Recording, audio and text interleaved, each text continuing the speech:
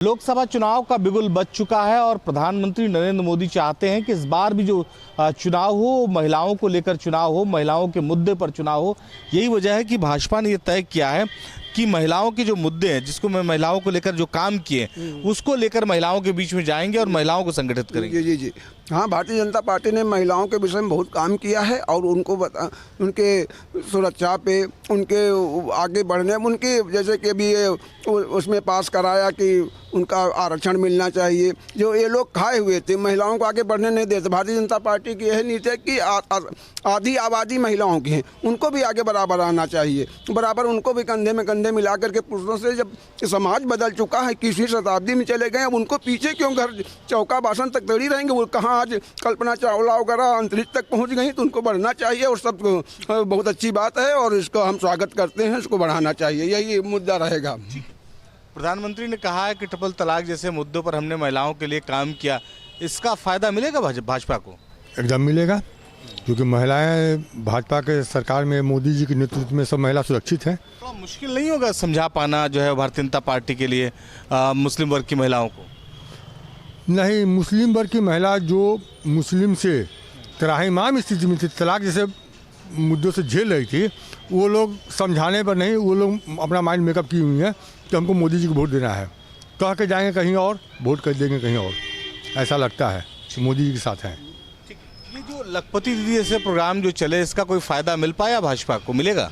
देखिए, लखपति दीदी बनाने का जो इनका एक सपना है, तो वो तो खैर बहुत अच्छा है। और राशन कार्ड हो या बिजली हो या स्वयं सहायता समूह के माध्यम से जोड़ करके और महिलाओं के उत्थान के लिए जो कार्यक्रम के सरकार द्वारा चलाए गए हैं, ये बहुत अच्छे कार्यक्रम रहे हैं जो है। और इससे महिलाओं का सब, और अभी जो सौर ऊर्जा का एक आया है, इसमें फार्म जो भरे जा रहे हैं, जो गरीब लोग बिल नहीं दे पा रहे हैं, उनको सरकार ने जो है सौर ऊर्जा के माध्यम से बिजली की व्यवस्था किया है उनके लिए जो है। उसमें भी महिलाओं के नाम से ही सब कुछ हो रहा है टोटल। और तमाम इसमें लोग भी बातें तमाम आई कि राशन कार्ड अब महिला के नाम से होता है, पुरुष के नाम से नहीं होता है। पहले पुरुष के नाम से ही होता था, लेकिन अब सारा कुछ महिलाओं के नाम से ही हो रहा है, तो उसका फ़ायदा तो मिलेगा ही मिलेगा। ठीक है, ये जो प्रधानमंत्री मोदी का प्लान था, महिलाओं को हर चीज़ में आगे ला दो, प्राथमिक जो है बना दो उनको, उसका क्या फ़ायदा मिलेगा? क्या प्लान मिलेगा? बिल्कुल फ़ायदा मिलेगा। आप रोडों पे ऑटो चलाते महिलाओं को देखेंगे, सेना में महिलाओं को देखेंगे, महिलाएं सुरक्षित महसूस कर रही हैं। और उसके बाद आप इसरो जैसे संस्थान में महिलाओं को है, फिक्की है, तमाम ऐसी जगहों पे महिलाओं को जो उनकी क्वालिटी है।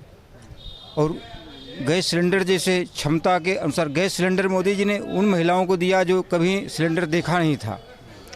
तो यह जो योजना है महिलाओं के लिए। और रही बात ट्रिपल तलाक की, तो ये तो समाज के एक अभिशाप था। 60 साल के बाद उनको तलाक मिल जाए, 80 साल के बाद मिल जाए, 20 साल के बाद मिल जाए, इस श्योरिटी नहीं थी कि कब उनको तलाक मिल जाए। तो इसलिए जो है कानून बनना जो है, यह महिलाओं के हित में हुआ है और मुस्लिम महिलाएं इसको भली भांति समझती हैं। ठीक है, विपक्ष धराशायी हो जाएगा जब महिलाओं को लेकर काम किया है प्रधानमंत्री नरेंद्र मोदी ने और भाजपा की प्रदेश और जो है केंद्र की सरकार ने, तो सारी महिलाएं भाजपा के साथ होंगी। देखिए, ऐसा है, भारतीय जनता पार्टी ने नहीं बल्कि अटल बिहारी वाजपेयी जी ने एक सऊदीया की रास्ता खुलाई थी और जो है जेपी अब्दुल कलाम के ऐसे को राष्ट्रपति बनाया था। और 100 रुपया पर जो 2 रुपया क्रेडिट कार्ड पर रहा है, ये अटल बिहारी वाजपेयी जी ने किया था। बहुत से ऐसी कार्य कल्याण योजनाएँ हैं जो ये अडवाणी जी के ज़माने में, जोशी जी के ज़माने से चालू हुई थी और जो है मोदी जी ने लागू किया। और जहाँ तक बार बार हमारा यही दुख हो रहा है कि मुख्यमंत्री जी का सारा काम अच्छा हो रहा, मुख्यमंत्री जी सारे काम अच्छे कर रहे हैं। एक लेटेस्ट रिपोर्ट आपको हम दिखाना चाहते हैं। हमें एक चीज़ बताइए, भाजपा ये कह रही है कि महिलाओं के दम पर हम चुनाव जीत जाएंगे, हमें बड़ा सपोर्ट मिलेगा, मिलेगा क्या? नहीं, महिलाओं का है, ये प्रधानमंत्री जी गलत कहते हैं।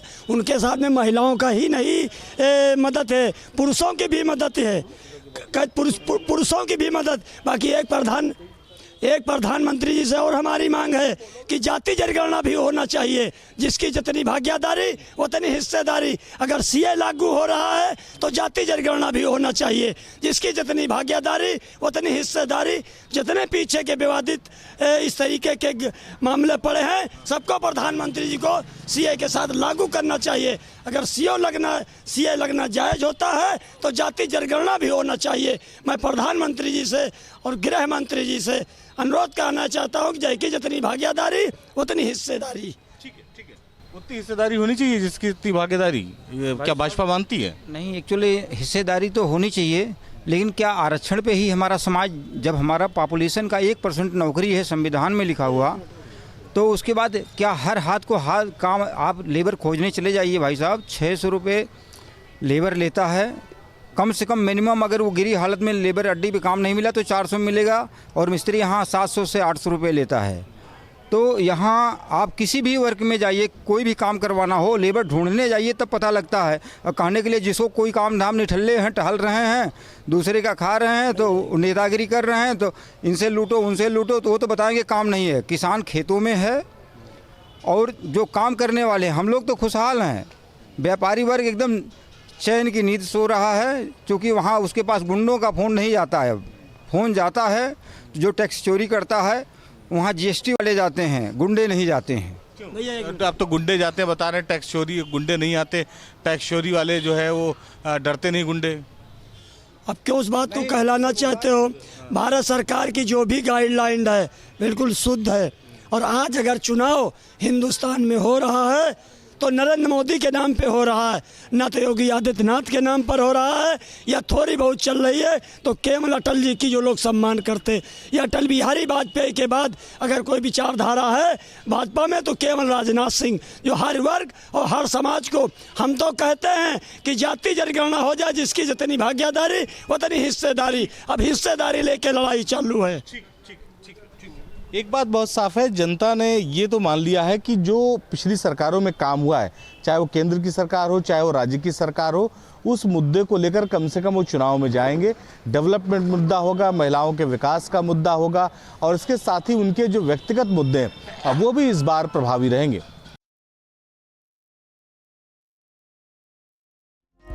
लोकसभा चुनाव का बिगुल बज चुका है और ये वो वक्त है जिसमें एक बयान किसी पार्टी की तस्वीर और तकदीर बना भी सकता है और बिगाड़ भी सकता है। लेकिन राहुल गांधी अक्सर ऐसे बयान देते रहते हैं जो उनकी पार्टी के खिलाफ ही नज़र आते हैं और तमाम दूसरे नेताओं को जो उनके गठबंधन में शामिल होते हैं उन्हें भी असहज कर देते हैं। ऐसा ही एक बयान उन्होंने शक्ति को लेकर दिया है। उन्होंने कहा है कि शक्ति का विनाश करना है।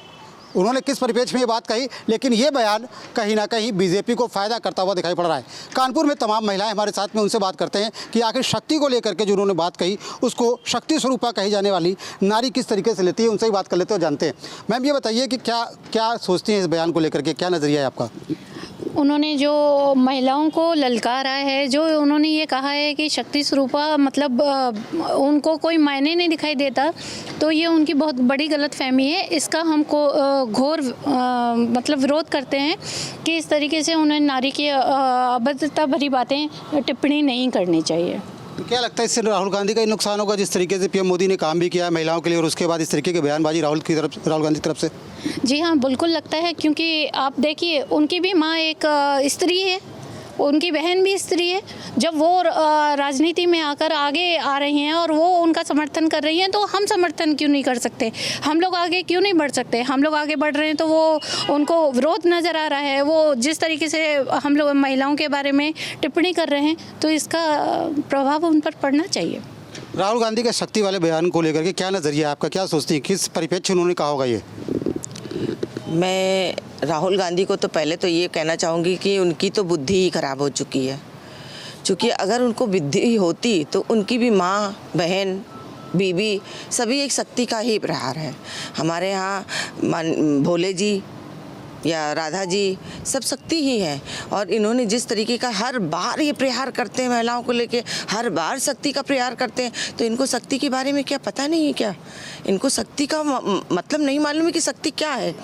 जो हमारी शक्तियाँ हैं हम लोगों से ही चालू होती हैं, और शक्ति पर ही हर समय ये उच्च विचार मतलब इस तरीके की सोच, गंदी सोच रखते हैं कि अब वो जो है शक्ति मतलब कोई भी अगर हम बहनों को आगे बढ़ा रहा है, हमारे नरेंद्र मोदी जी अगर हम शक्ति के लेके आगे चल रहे हैं तो ये हर बार विरोध क्यों करते हैं? इनको खुद भी ज्ञान नहीं है, इनको तो बिल्कुल बहिष्कार कर देना चाहिए, देश से निकाल देना चाहिए इनको। क्योंकि क्या लगता है इस बयान का खामियाजा उठाना पड़ेगा राहुल गांधी को?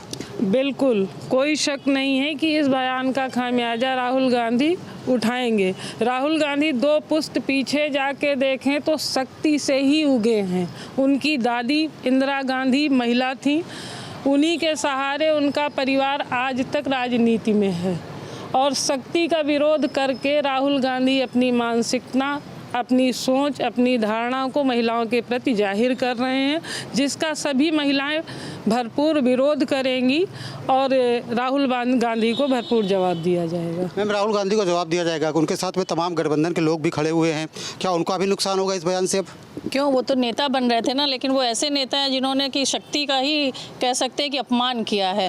और हमारी पार्टी या और भी मोदी जी की जो पार्टियां हैं या मोदी जी के बारे में कह सकते हैं या दूसरे नेताओं के बारे में भी हम कह सकते हैं कि सभी लोग कितना स्त्रियों को ध्यान देते हैं या हमारी जो भारतीय संस्कृति को भी उन्होंने ललकारा है।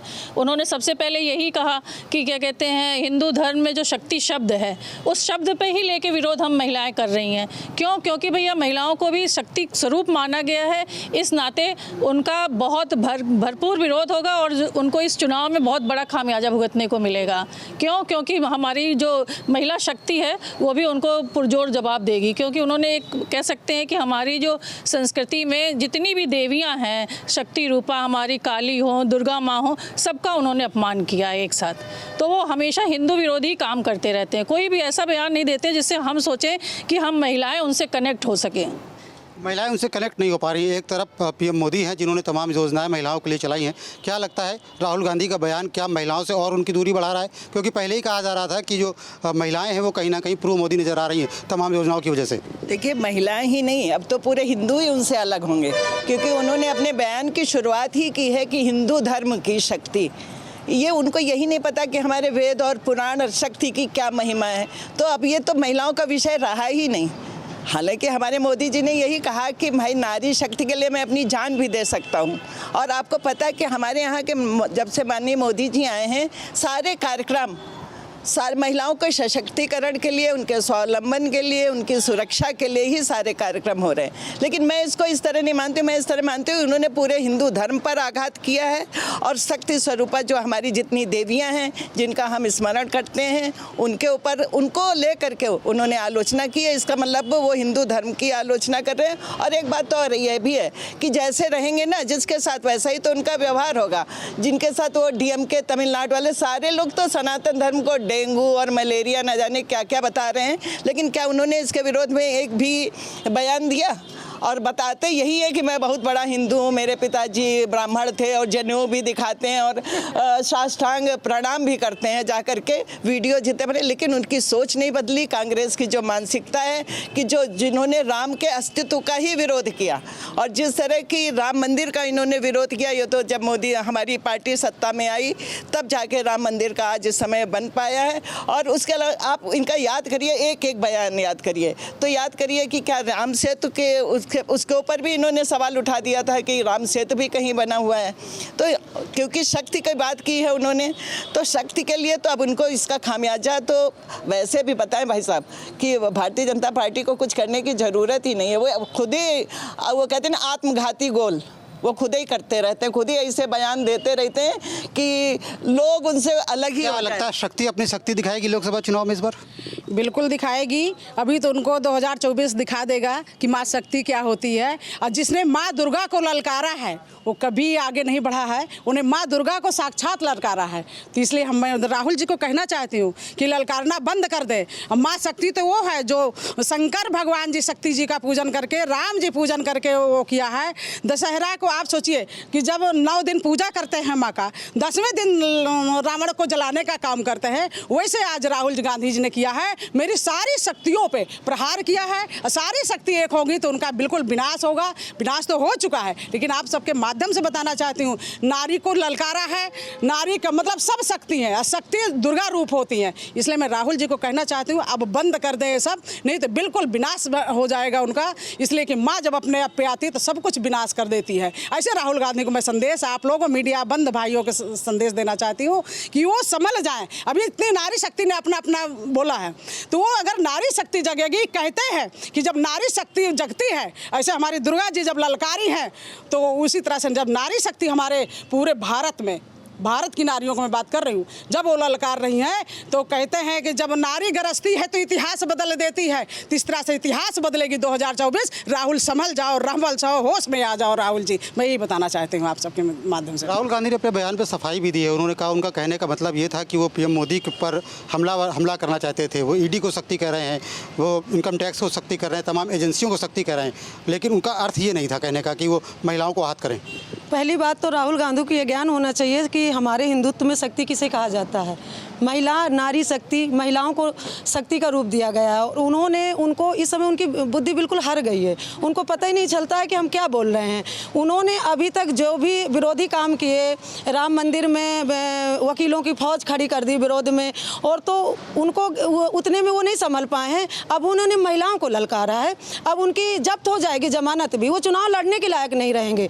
उनको पता नहीं, गाँव आके देखें, महिलाएँ जैसे ही नाम लो, हम प्रधानमंत्री जी के लिए वो जान देने के लिए तैयार हैं। प्रधानमंत्री जी ने हम नारियों के लिए 33% का आरक्षण लेके आए हैं। प्रधानमंत्री जी हम महिला शक्ति को ऊपर लेने जाना चाहते हैं। एक वो है कि इतना विरोध कर रहे हैं कि उनको समझ में नहीं आ रहा है कि विरोध के चक्कर में हम अपनी माँ और बहन सबका विरोध पे उतारा है, तो उनकी बुद्धि हर गई है इस समय, वो किसी लायक बच्चे नहीं हैं।